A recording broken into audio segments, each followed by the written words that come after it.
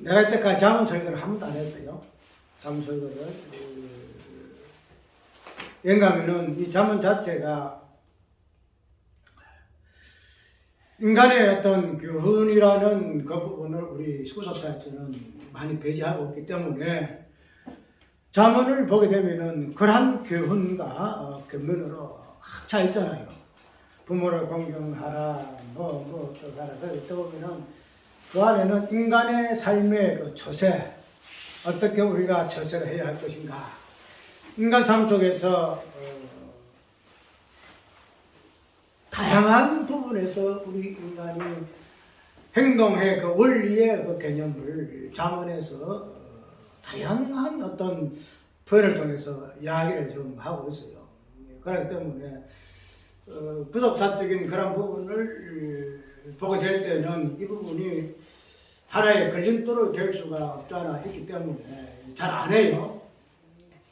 그러나 성경은 그렇게 아니한 거는 우리가 이해를 하면서도 그 부분들이 쉽게 인식되질까봐 이야기를 좀 설교를 잘 안 하는데, 내가 왜 이 잠언을 더문더문 앞으로 하려고 생각하는가 하면은 그 잠언 자체의 어떤 그 내용이 특히 두 가지 부록으로 뭐 다른 성경도 마찬가지지만도 잠언을 유의하는 그 부분이 특이하게 양쪽으로 갈려져 있는 부분이 설교를 들어보게 되면 있다는 거죠. 그래서 잠언에 대해서 설교하는 어떤 그 부류는 하나는 잠언에 대해서 인간의 교훈과 근면 어떻게 출세해야 할 것인가 그 방법에 대해서, 그래서 그 경영이라는 이 부분도 이야기하고, 경영 우리가 인간의 사업적인 부분에서 경영을 이야기하잖아요.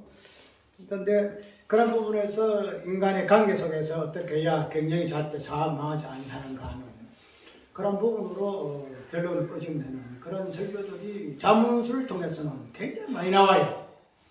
그 나오는데 또 특별히 이런 잠언을 그러한 인간의 교훈을 대신해서 하나님께 주시는 그 교훈으로, 말씀의 교훈으로, 지혜의 말씀으로 건면함으로 인해서 저 인간의 관점에서 보지 아니하고 하나님의 그 일하심에 대한 관점에서 이해하는 그런 부분으로 더 설교하는 부분이 있어요. 그래서 아까 이야기대로 이거는 목사의 잠언 속의 그리스도, 시편 속의 그리스도, 우리가 그런 부분을 우리가 잘 이해를 잘 못하잖아요. 잠언에는 단순하게 그냥 있는 포인트는 그대로 내 아들 악한 자가 너를 깰지라도 쫓지 말라, 이런 부분.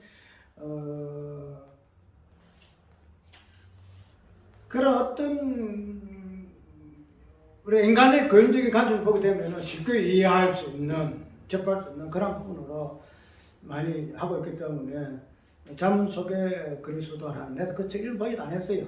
읽어보지도 안 했지만은 그 내용이 대충 뭐인가를 아는데, 그 잠언 속에 있는 그리스도라는 이 부분은 생소한 그 표현이잖아요. 뭐 잠언 속에 예수 그리스도가 어디 있어? 좀 교훈밖에 없는데 표현인데 한번 시간 나면 읽어봐요, 어떤 내용인지. 그런데 그런 부분에서 설교로서 이렇게 하는 대구 목사의 어떤 설교를 들었는데, 아까 이야기대로 이게 중간에 딱 없어요. 중간이가 뭐 중간에 딱 이렇게 설정해서 이것도 수용하고 저것도 수용하면서 그 가운데서 그 키포인트가 그 중간의 핵심이 무엇으로 이 부분이 서로 수용되는 하는 부분들이 나와야 하는데, 그런 부분들이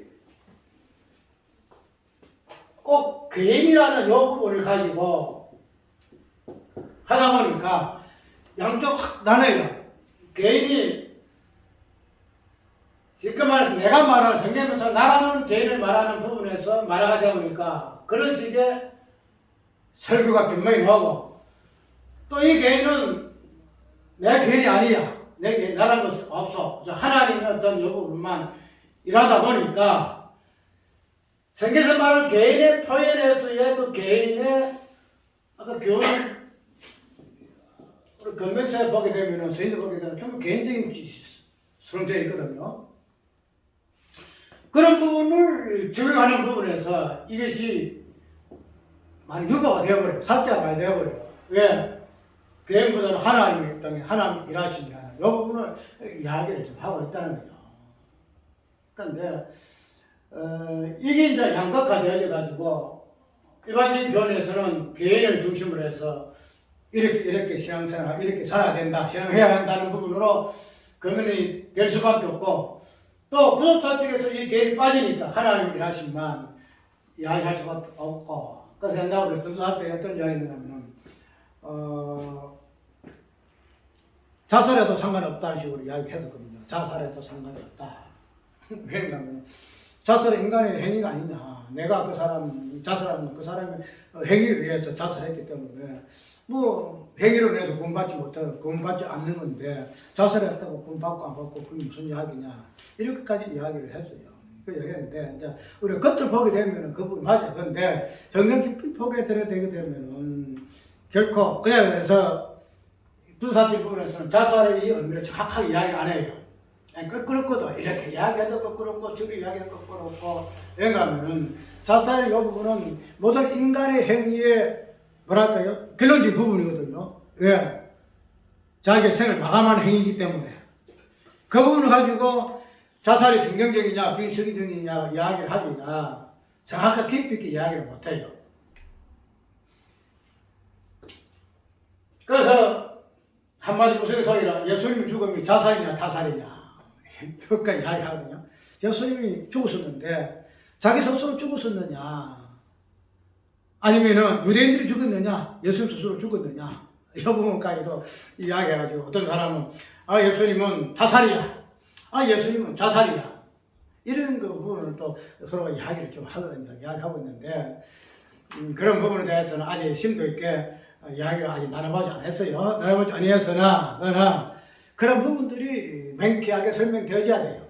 자살이 무엇인가 하는 부분. 그래서 그런 부분들이 나 개인의 입장에서 보게 되게 되면 자살이 이렇고 저렇고 시비끼리 되져요. 시비되지는데 그러나 나 개인을 빼고 하나님 구속자 입장에서 보게 되게 되면은 개인 입장에서 빼지기 때문에 자살이 아무 의미가 없어요. 하든 안 하든 아무 의미가 없고 이렇게 이야기해 놓거든요. 그런데 아까 이야기했대로 나 개인이 아니라 예수 그리스도는 모든 사람의 머리로서의 개인, 꼭 오직 한 사람. 사람은 한 사람밖에 없어요. 사람이 여러 사람이 있는 줄 알아요? 사람은 예수님은 진짜 사람이에요. 그 외에는 좀 짐승이라. 인간 사람이라는 표현은 예수님을 설명하는 그 수식어 예수님밖에 없어요. 그 외에 우리는 전부 다 짐승이라요. 그 짐승. 그런데 우리는 이 짐승의 세계에서 짐승을 딱 빼고 개인의 사람으로 내가 대입을 시키잖아요. 그래서 나라는 존재가지고 내 자존감을 내세우고 나의 어떤 자아를 내세우기도 하고 나의 실수를 내세우기도 하고 그래서 내 모든 자존, 자신, 자아를 통해서 모두 그게 돌아가잖아요. 인간 생에. 그래서 그런 부분을 우리가 그런 부분에서 개인의 개념이 성경에서 무엇을 말하고 있는가 보게 되게 되면은 이 개인을 성경적에서 말하는 인간적으로 말하는 개인을 빼고 하나님 입장에서만 하나님 일하심을 이야기를 한다 해가지고 말해서 구속사만 이야기함으로 인해서 이 개인에서 말하는 이 부분이 실효성이 없고 아무 의미가 없다고 말하지 못한다 이 말이에요. 개인이 이야기할 때에 성경 분명 개인이 있어요. 그 개인은 나 개인이 아니고 예수 그리스도 오직 하나밖에 없는 인간으로서 예수 그리스도를 이해하고 있기 때문에 그 하나밖에 없는 인간 예수 그리스도에 대한 귀흠, 권면 이러한 권면에 의해서 당신이 서신들을 통해서 몸된 교회에 이렇게 권면하고 있지만 그 원인의 권면의 그 선체적인 부분에서는 당신 개인이 어떻게 아까 얘기했던 회개 여부분에도 철두철미하리라도 회개하신 분 예수 그리스도 그분을 위해서 우리는 나 개인의 회개에서 부분에서의 그 지향점을 찾을 수 있다는 거예요. 그게 빠져버리면은 나 개인은 보통 인간 종교에서 말하는 나 자 그것밖에 안 된다는 말이죠. 근데 이런 부분을 정확하게 설정을 하고 구속사적인 관점에서 개인의 의미가 무엇인가 이 부분을 예수 그리스도를 대입을 시켰다. 예수 그리스도를 대입을 시키게 되면은 그 인간적인 개인에서의 개인에 대한 모든 교훈들이 실효성이 있다는 거야. 실효성. 이것이 왜 성경에서 거부하고 정죄하는가 하면은 성경에서 말하는 개인을 빼고 짐승 인간을 들어놓고 네가 이렇게 살아, 네가 저렇게 살아라. 짐승 인간이 어떻게 살아요? 안 그래요?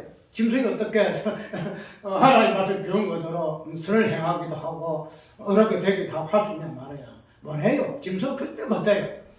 내가 지금 사람들 짐승이란 말 자주 표현하는데 그런 짐승에게 이래 살아라 저래 살아라 해결하라 뭐 군받아라 뭐 어렵게 돼 선한 일 행하라 뭐 해라 뭐 해라 하면서 그건 오직 참된 개인된 예수 그리스도 그것만이 성경에 비록 성경에 건면되고 선포되어지는 그 교훈 지혜의 말씀을 온전히 성취하실 분으로 우리가 위하게 되게 되면은 뭐 구속사적 입장에서 하나님 일하시는지 개인 필요 없어가지고 개에 대한 모든 부분들을 삭제해서는 안 된다는 거야. 그래서 내가 이런 부분에서 이제 적극적으로 내가 이야기할 거예요. 왜냐하면 구속사를 이야기를 너무 우리가 뭐 설교에 열이면은 뭐 이 세상의 교훈과 나의 교훈에 대해 설교하는 부분이 너무 많기 때문에 그분을 막 치기 위해서 하나님 일하심이 막 집어넣고 이렇게 했지만은 그러니까 보니까 그 연례로 뭐예요?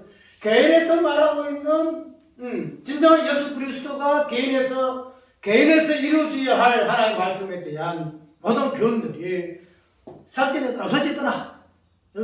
그래서 인간의 교훈, 인간의 심리만 발췌해내고 인간의 심리가 이리하다 이런 부분에서 인간의 심리가 이런 존재, 이런 것이야. 그래서 성경은 이런 것을 다 무시하고 오직 하나님 일하심 이야기하고 있다 하고 인해가지고 실제적으로 개인으로 집중되어야 하나님의 교훈, 권면 이 부분들이 부족사에서는 소멸되어 있는 부분이 있더라. 그래서 아까 이야기한 뭐예요? 자살해도 구원받는다. 이런 말이 나온단 말이죠. 몰라 그 부분들이 그냥 하나님의 구속의 구원이라는 것 하나님 은혜에 의한 부분을 강조하기 위해서 하나의 이제 적당히 섞어서 놓는 이야기를 쓸 수도 있겠지만은 그런 부분이 그냥 여과 없이 표현되신다 이 말이에요.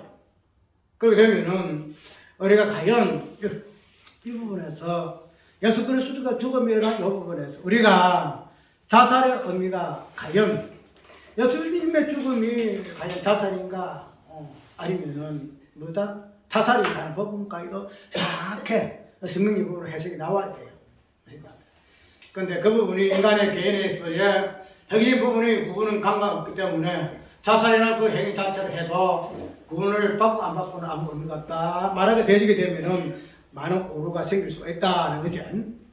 자 그러면은 오늘 이 잠언이라는 이 부분을 우리가 감기 걸리세요? 쌀이 들리. 잠언이 너무 말하고 우리가 마살이래 마살. 히브리어로 마살이라 이렇게 이야기하는데 이 잠언이라는 이 마살의 의미가 성경에서는 몇 군데에 그 의미 있는 해수로 나와 있어요. 이사야 14장을 보게 되면은 조롱하는 것으로 조롱. 남을 비아냥하는 것으로 조롱하는 것의 입장에서 이 잠언이란 말이 사용되었어요. 또 하나는 뭔가 하면은 민수기 23장에 보아지게 되면은 노래하는 것으로 잠언을 노래하는 것으로 노래. 또 에스겔서에 보게 되면은 비유적인 부분을 말할 때에 이 잠언 이 개념이 이야기되었어요. 비유. 그래서 우리가 이러한 잠언의 어떤 의미를 성경 이사야서라든지 민수기라든지 에스겔서에 이런 정도로 이렇게 사용되어졌는데 근데 그렇게 사용되었다 해가지고 그때 그 성경에만 이런 조롱을 하기 위해서 노래하기 위해서 비유하기 위해서 잠언이 의미가 사용되었다라고 생각을 그렇게 국간에서 안 한다는 거죠. 왜냐하면은 잠언 그 자체가 성경에서 말하는 조롱의 의미로 사용되어지고 있고 그 다음에 노래하는 의미로 사용되어지고 있고 또 특별히 비유라는 개념 속에 잠언이 의미가 있다는 거예요. 우리가 조롱이라는 것은 하나님께서 인간의 그 행위, 인간의 부질없는 그 모든 어사, 계략 이 부분을 지적할 때에 하나님께 조롱을 해요. 조롱. 그 하나님 말씀 그 자체가 인간의 모든 그 행위에 우리 10분 기준에 있지요. 이방이 열방이 떠들고 이방이 떠들고 뭐 대적하여 일어나는 이런 것을 보고 하나님 보신다고? 하나님이 웃으심이요. 비운다 이야. 너희들이 아무리 떠들고서 지금 말씀은 먹가지 짓을 해봐야 뭐랄까나 부직경기 가지고 뭐 하는 것이다? 아니면은 특별히 바울이가 말이죠. 가지치를 보고 뒷발질 해봐. 지 발만 아프지. 하나님은 끄떡도 안 해요. 그런데 하나님은 어떻게 해볼기시라고 별 모ral 꾸미고 개사를 행하고 별짓도 한다는 거야. 그리고 하나님은 이거 인간들아 같지 않다면 같지 않다. 그걸 뭐라고는 조롱이라 해요. 조롱. 비웃으심이요. 그래서 하나님 말씀 자체가 인간에게 선포되어 있을 때는 조롱으로 비춰져요. 조롱의 하나님께서. 왜? 너무 어처구니없거든. 피조물이 우리 있잖아. 뭐라 그래요? 손오공이 지날 발광을 해봐야 어디에요? 무슨 손바닥이라고? 부처 손바닥이에요.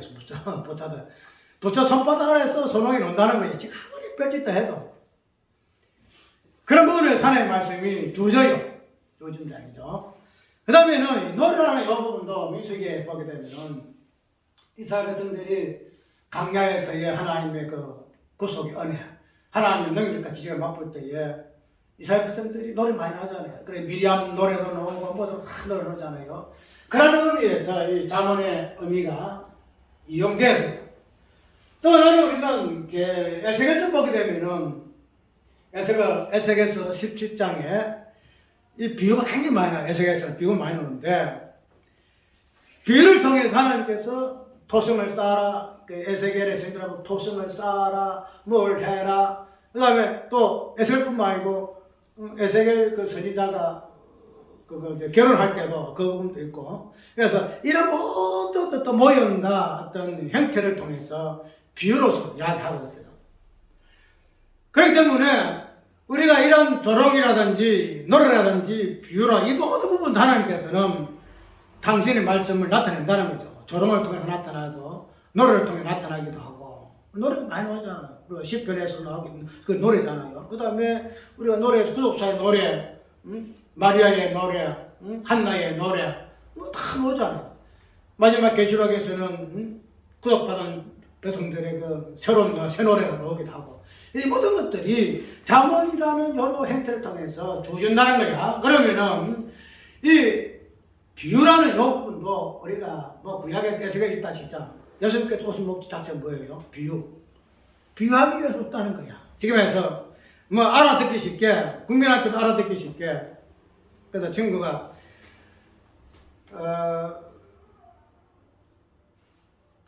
동영상을 올리는 것이 잘 싫어하네. 자기가 이해하기 어렵고 뭐 하는 거는 동영상 잘 안 올리고 뭐 이렇게 하니까 좀 그렇다 이렇게 이야기하니까 방법 간단해. 짧게 알아듣기 쉽게 이렇게 하면은 뭐 동영상을 뭐 이렇게 자주 올리지 중간중간 빼먹겠나 이 이야기하다. 그러니까 아이 사람아 그렇게 짧게 쉽게 할 것 같으면 예수님이 그렇게 다 쉽게 이야기하는데 왜 유대인들이 어렵다 하고 도망갔겠노? 어렵다 도망. 비유를 통해서 하는 예수님이 이야기하시는 것은 비유가 정확한 실상에 대해서 설명하는 거 아니에요. 비유는 이게 대해서 말하는 거 아니잖아. 비유는 이것에서 다른 현상을 통해가지고 이거 설명하잖아요. 그러면 정확한 실체를 몰라요. 근데 우리가 비유를 하게 되면은 아이고 뭐 어떤 설명하기 어려우니까 비유를 통해서 설명하는구나 이렇게 생각하고 있는데 비유 자체가 정확한 것에 대한 내용이 아니기 때문에 어렵다. 그래서 감추인 것을 드러내는 것으로 비유라. 감추인 것에 대한 것이 비유예요. 그러면은 우리가 성경 전체가 비유지요. 전체가 비유예요. 그러면은 우리가 이 잠언이라는 이 의미 자체가 비유예요. 비유. 쉽게 말해서 잠언서에 있는 내용에 대한 모든 것들이 누구나 알아 쉽도록 경영하는 것이나 부모를 공경하는 것이나 악인하고 동행하게 되면은 마지막에 망하기도 하고 뭐 하기도 하고 모두 우리가 그냥 쉽게 다 이해할 수 있는 이 교훈들이 그들이 자문이라는 이 형태를 띠게 되어지게 되면은 이 의미를 알게 되면은 그렇게 맞아 우리가 이렇게 해야 그냥 의라도 이해할 수 있을 정도의 개념으로 우리가 이해할 수 없다 이 말이에요. 무슨 말이냐면은 자문은 비유기 때문에 조롱하는 것이기 때문에 우리가 이러한 자문의 내용을 의나도 쉽게 이해할 수 있다 생각해서 안 된다는 거야. 그걸 보고 자문의 내용을 통해서 설교하고 건면하고 교훈하고 이렇게 살아야 저렇게 해야 우리가 일상 처신을 어떻게 해야 부부관계는 어떻게 해야 돼야 자식 간의 관계 어떻게 해야 되는 거야 사업 간의 관계에서 인간관계 어떻게 해야 하는 거야 이런 인간의 율도덕을 이야기하는 것으로 자문을 쉽게 이야기해서 안 된다는 거야. 그렇기 때문에 이런 부분을 자문을 보게 되게 되면은 어떤 목사는 하는 소리 자문은 어렵다 이렇게 이야기를 한다는 거예요. 자문 어렵다. 그런데 자문 가지기 쉬운 것은 없어요. 자문 가지. 왜냐하면은 조롱이라는 개념으로 보고 노래라는 개념으로 보고 비유라는 개념으로 보고 이런 부분을 보게 되게 되면은 그렇게 쉬울 수가 없어. 그러면은 오늘 이제 자문에 시작하면서 1장을 통해서 자문의 전체적인 핵심을 살펴볼게요. 자, 처음 어떻게 했어요? 이게 1장 1절에서 보게 되면 다윗 아들 이스라엘 왕 솔로몬의 자문이라 이래 이야기하죠. 다윗의 아들, 그 다음에 이스라엘 왕, 그 다음에 솔로몬의 자문, 이 부분을 1장 1절에 좀 이야기하는 거죠. 그래서 자문의 그 뒤에 쭉 나오는 모든 내용들이 무슨 내용이냐? 다양한 표현으로 인간의 건면, 인간의 어떤 지혜, 지식, 처세, 이렇게 살아라, 저렇게 살아라는 그런 교훈들이 무엇으로 압축되어 있는가 하면은 다윗의 아들에 대해서, 다윗의 아들에 대해서, 그 다음에 이스라엘 왕에 대해서, 그 다음에 솔로몬의 자문에 대해서 이야기를 하고 있다는 거예요. 이런 관점에서 이 자문이라는 전체를 봐야 돼요. 어떤 교훈이고 어떠한 내용으로 건면하더라도 거기에서 다윗의 아들이 어떻게 설명되어주고 있는가, 이스라엘 왕에 대해서는 어떻게 설명되어주고 있는가, 솔로몬의 그 지혜에 대해서 어떻게 이야기되어주고 있는가 하는 부분으로 그 각각 본문을 이해해야 한다는 거야. 그렇다고 되지 아니하게 되면 아까 이야기대로 자문 자체가 인간의 교훈으로 쉽게 말하면 누구나 알아들을 수 있는 그런 교훈으로 전락할 수밖에 없다는 거예요. 그러면은 이런 부분을까지 이야기를 해요. 아까 이야기대로 우리의 어떤 자문의 내용은 사람 인간에 대해서 이렇게 하라 저렇게 하라 그런 교훈으로 되어 있는 게 아니고 하나님의 어떤 일하심에서 이러한 부분이다 이런 것으로 이야기를 좀 하고 있는데 그런 부분에서 오늘 1장 1절에서는 정확한 분을 하고 있어요. 다윗의 아들은 자문에서는 어떻게 이야기하고 있는가, 자문을 통해서 다윗의 아들은 어떻게 설명하고 있는가, 이스라엘 왕에 대해서 솔로몬 자문의 지혜에 대해서 자문은 이야기하고 있다는 것으로 시작을 입문해야 돼요. 입문 들어가야 돼요. 입문. 이 부분을 설정을 해놓고 들어가지 아니하게 되면은 비록 구조사적인 입장에서 하나님이 일하시면서 이야기한다 하더라도 그 본문 속에서 말하는 그 본문의 어떤 톤이라는 그 부분을 통해서 다윗의 아들은 예수 그리스도를 정확하게 이야기를 못해요. 우리가 경영을 이야기할 때 내가 성경 몇 장에 있는 거 그러는데 경영이라는 요 부분을 가지고 하나님의 어떤 경영을 이야기를 하거든요. 하나님의 어떤 경영을 이야기하는데 경영이라는 요 부분은 하나님의 어떤 경영의 어떤 경영이라든가 하나님의 구속에 대한 그 부분을 나열하는 부분으로 경영을 이야기를 하게 되어지는데 그러나 경영의 그 실제가 되어지는 경영의 단어가 실존되어지는 예수 그리스도라는 부분을 통해서 즉 개인을 통해서 그 경영의 개념이 정확하게 나오지 아니하면은 비록 구속사로 말미암아 하나님의 경영을 이야기한다 할지라도 그 하나님의 일하시면 나오는 경영이 정확하게 예수 그리스도를 통해 설명이 안 돼요. 그래서 하나님의 경영을 이야기하기 위해서는 경영의 주체 본질되는 예수님을 들어서 그 경영의 본질이 무엇인가 하는 부분을 이야기를 해야 하는데 그것이 안 된다 이 말이에요. 그렇기 때문에 아까 이야기한 대로 개인이라는 요 부분들이 구독사에서는 굉장히 약하거든요. 굉장히 약해요. 그렇기 때문에 성경에서 많은 개인들은 예수 그리스도가 약해 될 수밖에 없어요. 약해 될 수밖에 없어. 그래 되니까 그래요. 개인으로서의 우리가 해야 할 다양한 경면의 내용들이 삭제될 수밖에 없다는 거예요. 아까 말해서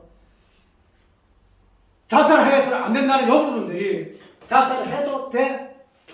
자살해도 뭐 별 문제 없을 거야? 요 정도가 나간다는 거야. 그래, 그런 의미, 그런 이유가 왜, 어디에서 발생했냐 하면은 모든 것에서 개인의 입장에서 예수 그리스도, 개인의 입장에서 경영이라는 요품을, 개념을 통해서도 예수 그리스도의 어떤 부분, 하나님의 그냥 원활한 이 경영, 부족사는 어떻게 당신이 끝까지 뭐 성취해 나가는 이 부분을 이야기한다 할지라도 전과 끝으로서의 경영의 초점이 무엇인가 하는 이 부분을 이야기를 하고 그 다음에 왜 공평한 절 이거 내가 목사님한테 설명 들으면서 내가 잠깐 부분을 본 거예요. 공평한 절 공평한 절을 이야기할 때도 이 공평한 이 절에 대한 이 개념 자체가 인간한테는 공평한 조울이 없다. 우리가 공평한 조울 하나님께서 기뻐하시지, 뭐라고 찌우러진 욕을 좋아하지 않는다. 그래서 그 공평한 조울에 대해 땅에서 인간에게는 공평의 조울 자체가 없고, 하나님께서 인간에게 요구한 것은 공평한 조울을 너희들이 안 하게 되면은 이렇게 한다는 그 말을 통해서 하나님이 요구하시는 분인가 하면은 너희들에게는 공평한 조울이 없다. 너희들의 공평 자체가 없다. 그것을 하나님 알게 하시기 위해서 다문서에 공평한 조울에 대한 이야기가 있다. 그렇게 되면은 아까 얘기했던 공평한 조울에 대해서 인간의 부정적인 것이 나오고 공평한 조울을 가지고 당신이 어떻게 인생을 달아보시는 하는 부분은 하나님 일하신 거잖아요.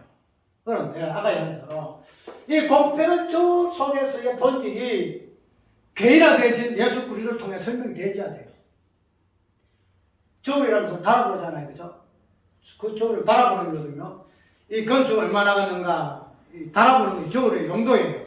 그러면 하나님은 무엇을 달아보실까? 하나님은 죄를 달아봐요, 죄. 그래서 인간에게는 공평한 조울로서의 죄를 달 수 있는 그러한 개념이 자체가 없다.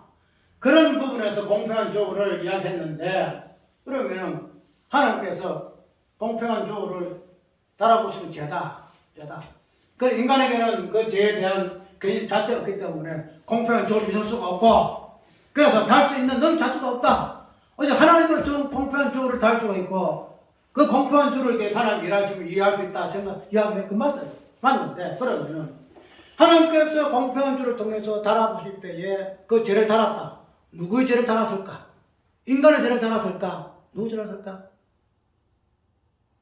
그 공평한 줄 속에 달기 위해서 올라가신 분 누구예요? 예수 그리스도예요. 예수 그리스도가 공평한 줄 달기 올라갔어. 그런데 하나님이 공평한 여기인데 여기거든. 그런데 예수 그리스도 공평한 줄 다 올라가니까 추가 이래요. 추가 착 터지거든. 땅가도 꺼지는 거야. 공평하게 그냥 하나님이 바라는 그 공평한 속에 하나님이 공의해서 하나도 저침이 없이 딱 이렇게 똑같아야 되는데 아니 예수님이 딱 올라가니까 이게 돼요. 추가 그냥 막 땅바닥에 쳐내리는. 그걸 하나님 달아보시기 위해서 공평한 조울이 있다는 거야. 그런 공평한 조울에서 너희들이 얻지 않느냐? 그럼 나는 공평한 조울로서 누구로 달았다? 당신의 아들 자신을 단 거야. 그러니까 이래서 그 죄를 인해가지고 추락해가지고 그 공평한 조울에 값이 안 오는 게 되겠어요? 하나님의 공평한 의의 공평에 대해서 미달이니까 이래요? 죽을 수밖에 없지. 그래서 그런 공평한 줄 속에서 나타나는 예수 그리스도의 그 부분을 잘 설명해야 돼요. 근데 그게 아쉽다는 거야. 그래서 내가 왜 이건 오늘 본문 설교 아닌데, 그러면은 이러한 부분에서 다윗의 아들에 대하여 자문이 설명하고 있다는 거지. 그러면은 다윗의 아들에 대하여 하는 부분을 우리는 성경을 어떻게 하죠? 마태복음에는 아브라함과 다윗 자손 예수 그리스도 세계라 이야기하고 있잖아. 복음의 시작이 다윗의 아브라함으로부터 시작해서 다윗의 아브라함의 시작과 다윗의 마지막으로 인해서 그분 알되는 부분을 예수 그리스도를 이야기하고 있다는 거지. 그러면은 복음 속에서도 다윗의 아들 아브라함의 아들로부터 시작한 것이 복음의 시작이고 복음의 본질 같으면은 자문에서 말하고자 하는 내용의 첫 번째 내용이 이거예요. 다윗의 아들이 누군가? 아들 누군가?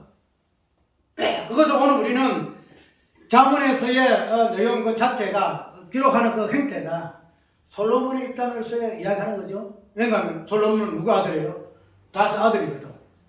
다윗의 아들이니까 다윗의 아들을 이야기했겠지. 또 솔로몬은 이스라엘 왕이니까 이스라엘 왕이 이야기했겠지. 솔로몬은 지혜가 많으니까 솔로몬 자문에 대해서 이야기했다고 이야기했겠지. 거기 이제 현상하게 우리가 일단 잠도책에서 나타나는 모든 것들의 계시의 내용들이 계시하는 방법들이에요. 왜 이 솔로몬이라는 인물이 자문을 거의 많이 썼거든요. 솔로몬 자문, 다른 자문 있지만은 자문의 그 내용의 중심은 솔로몬이에요. 그럼 솔로몬은 어떤 인물이에요? 다윗의 아들일 수밖에 없다는 거야. 다윗의 아들로서의 솔로몬은 전혀 다윗의 아들들은 예수 그리스도를 보여주는 그런 존재로서의 유사 속에서 다윗의 아들로 솔로몬이 있다 이 말이에요. 단순하게 그냥 솔로몬은 다윗의 아들이니까 다윗의 아들에 대해서 이야기했겠지. 왕이니까 왕에 대해 이야기했겠지. 그게 아니다 이 말이에요. 그러니까 이 다윗의 아들에 대해서 솔로몬은 1차적으로 자문으로서 이야기하고 있어요. 비유로서. 조롱하는 개념으로서. 노래하는 개념으로서 다윗의 아들이 누구신가? 아까 얘기했죠. 10편에 아들을 조롱하거든. 아들 10편 2편에 그래 나와있잖아.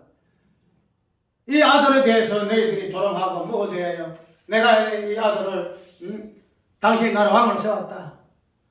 그 아들이 입맞추라. 그 입맞추라 하냐면 그건 망할 거다. 그 아들에 대해서 유대인들이 이방인들이 그냥 뭐 같은 짓을 하니까 예수님이 하나님 웃으시잖아. 같다는 것들 짐승들이 뭐야 무슨 짓거리 하는 거야 하면서 말했어. 그런 부분에서 조롱이야. 그런 부분에서. 그 때문에 다윗의 아들에 대해서 자문을 통해서 이야기하는 그 부분은 뭔가 하면은 첫째로 조롱하는 그 의미에서 다윗의 아들을 이야기하고 있어. 너희들이 아무리 아들이 뭐 어떻고 당신의 예수님만 하나님 아들이냐? 우리 하나님 아들이야. 우리 하나님 아들이야. 그 이야기하잖아. 선택할 거죠. 하나님 아들이, 하나님이 당신이 그냥 죽고 있어. 당신이 선택해서 누구는 선택하고 누구는 막 유기하고. 그거 하나님이 공평 아니지. 아들에 대한 이 선택은 우리 너는 아들 되고 너는 아들 아니고 이런 선택 가지고 우리가 개인이 아니에요. 하나님 아들에 대한 그 선택은 예수 그리스도만이 하나님 아들이기 때문에 예수 그리스도 외에는 선택 개념이 없어요. 선택 개념이. 우리가 선택이 하나님의 공의를 훼손한다 하고 하는 이유가 이거 누구나 몰라도 그래. 하나님은 성부 하나님, 성자 하나님 그 두 밖에 없어. 성자 하나님으로서 아들밖에 없었는데 누가 어떤 놈을 갖다가 너는 내 아들이라 삼을 선택할 수가 어디 있겠냐 말이야. 그걸 모르니까 왜 선택을 이 사람만 선택하고 나는 그랬나. 인간의 개인 입장에서 선택을 해서 하니까 하나님은 저놈은 사랑하고 저놈은 미워하니까 하나님이 공평하지 않는다라고 이렇게 이야기할 수 있는 그게 얼마나 어리석냐 말이야. 그런 부분을 가지고 자문은 조롱해요. 인간의 그 무지함을 조롱한다는 거야. 그 하나님이 그 비밀을 모르고 아들에 대해서의 그 아들 때문에 갖다가 그냥 어떻게 끌어내려고 별지를 따는 걸 가지고 하나님은 우소심이야. 자문 하나님 조용해요. 사람 조용. 노래하고 하나님 아들 때문에 노래하고. 그러면 이 다윗의 아들은 우리가 잘 알듯이 다윗이라는 인물은 언약의 정점이거든요. 우리가 아까 봤더니 아브라함과 다윗 가서 이야기 하잖아요. 아브라함은 시작이잖아요. 언약에서. 다윗은 마지막에 왕의 인물이잖아요. 왕이잖아, 왕. 우리가 자 언약이 하잖아. 생명하고 통치하고 마지막에 정부하고 통치하라. 통치는 왕의 개념이잖아. 이스라엘 백성들이 아브라함으로 한 사람부터 세해가지고 수십만 명이 국가 나라를 이루어서 모든 민족을 다스리는 통치하는 그 하나님의 그 언약을 온전히 성취하신 인물이 누구예요? 다윗의 아들이잖아요. 아들. 다윗의 인물. 그런 다윗의 어떤 언약을 성취하신 분으로서 그의 아들은 부분으로서 예수 그리스도를 이야기하는 것이 잠언의 첫 번째 내용이에요. 잘하셨어요. 잠언의 모든 교훈은 다윗의 아들이 누구신가? 다윗의 아들로서의 다윗의 언약이 어떻게 성취를 이루었는가 하는 부분을 잠언서의 그 모든 내용을 통해서 설명하고 있는 것이 잠언의 내용이에요. 두 분의 이스라엘 왕에 대해서 예를 들어 이스라엘 왕으로서 지금 솔로몬 있죠. 이 왕은 이스라엘 왕의 아까 말한 것대로 모든 언약의 성취적인 부분이 왕에 대한 개념이잖아요. 왕에 대해서. 그래서 이스라엘의 하나님께서 왕 되심에 동하여서 언약이 어떻게 성취되어지는가 하는 이 부분을 이야기하고 있어요. 그래서 그 잠언서 보게 되면은 왕이라는 개념이 자주 나와요. 왕의 입술에서, 왕의 보좌에서 거기가 나오고, 그런 부분을 잠언에서 자주 인용을 하고 교훈하고 있어요. 그러면은 이스라엘의 왕의 개념이 과연 무엇인가 하는 이 부분, 그 부분을 잠언이라는 이 비유와 어떤 도롱이라는가 노래를 통해서 이스라엘 왕에 대한 그 부분을 설명하고 있는데 그 진정한 이스라엘 왕에 대한 예수 그리스도를 대해서 설명하고 있다는 거죠. 그 다음에 이 솔로몬의 잠언에 대해서 솔로몬의 잠언이라 쭉 띄워놓으면서 나오잖아요. 지혜롭게 훈계를 알게 하고 명철의 말씀을 깨닫게 하고 어렵게 공평하게 정직하게 행하기를 대하여 훈계를 받게 하며 이쭉 나오잖아요. 여기서 이제 솔로몬의 잠언이라 하는 이 부분을 언급했는데 여기서 잠언은 다른 말로 호코마는 지혜를 이야기하잖아요. 호코마는 지혜의 말인데 이 지혜의 어떤 개념이 솔로몬의 어떤 인물을 설명하는 핵심적인 단어잖아요. 지혜. 그래 솔로몬 하면 지혜의 왕이라 이렇게 이야기하는데 다윗은 통치적인 부분에서 왕의 개념으로 묘사되는 부분이고 솔로몬은 뭐예요? 지혜로서의 왕의 개념이 무엇인가 하는 부분을 보여준 인물이 이 솔로몬이에요. 솔로몬이가 꿈을 꿔서 하나님 앞에 무엇을 요구합니까? 하나님, 내가 이스라엘 왕이 될 것 같으면은 여기서 당신의 백성을 통치해야 되는데 지혜가 없이는 어떻게 내가 당신의 백성을 통치하겠습니까? 이야기를 하나요. 그런데 하나님께서 지혜 줬죠. 그런데 우리가 그 지혜가 아들에 대해서 재판하는 그 부분을 통해서 지혜를 설명하고 있는데 솔로몬의 잠언이라는 지혜는 왜냐하면 그 뒤에 보면 솔로몬이가 뭘 지었죠? 성전을 지었죠. 성전을 지을 때 보면 그 성전을 지을 때의 그 설계도 봐봐요. 이렇게 하라 저렇게 하라 높이는 어떻게 하고 넓이는 어떻게 하고 또 뭐 재료를 어떻게 하고 그거는 보면은 그걸 갖다가 지혜 없이는 그 설계를 만들 수가 없을 것 같아요. 지금 설계사가 이런 식으로 설계를 할 수 있을까? 그래서 그 설계하고 짓는 사람 보면은 그 지혜에 있는 자를 다 들어서잖아요. 그 다음에는 성전 그 자체가 지혜 덩어리야, 지혜 덩어리. 그래서 하나님은 솔로몬의 지혜를 통해서 무엇을 궁극적으로 말씀하시고자 하는가 하면은 성전이 무엇인가? 성전이 무엇인가? 성전에서 말해주고 하는 하나님의 지혜가 무엇인가? 성전을 근본적으로 말하고 있는 예수 그리스도, 하나님의 지혜가 예수 그리스도의 어떤 부분을 통해서 성전화된 부분을 보여주기 위해서 하나님께서는 뭘 주셨다? 솔로몬의 자문을 주었다. 하나님을 주었다. 그래서 솔로몬의 자문을 통해서 지혜의 근본도는 예수 그리스도, 그의 성전된 영분을 우리가 이해할 수 있어야 한다. 교훈받을 수 있어야 한다. 단순하게 지혜는 이렇고 지식을 더하고 명치를 더하고 이렇게 하고. 그래서 디모데후서에 보게 되면 성경은 무엇으로? 하나님의 감동을 된 것으로 뭐 한다고요? 어렵게 하고 뭐 하게 하고 뭐 하게 하고. 왜? 지혜의 말씀이기 때문에. 그리스도의 몸을 온전히 세우는 지혜의 말씀으로 주어졌기 때문에 이것이 자문이에요. 그래서 성경 자문이에요. 그래서 마지막에는 지혜, 솔로몬의 지혜에 대해서 앞쪽에서 다윗의 아들이 누구시고 이스라엘 왕이 무엇을 의미하는고 솔로몬의 자문의 지혜를 통해서 무엇을 말씀하시고 하십니까? 진정한 지혜의 근본되는 예수 그리스도, 그 성전의 의미가 무엇인가 부분을 솔로몬의 자문이라는 이 부분을 통해서 자문은 이야기하고 있다는 거죠. 그러니까 단순하게 이것은 오늘 이런 내용으로 교훈해야 되겠네. 그런 의미에서 자문 소개가 절대 안 돼요.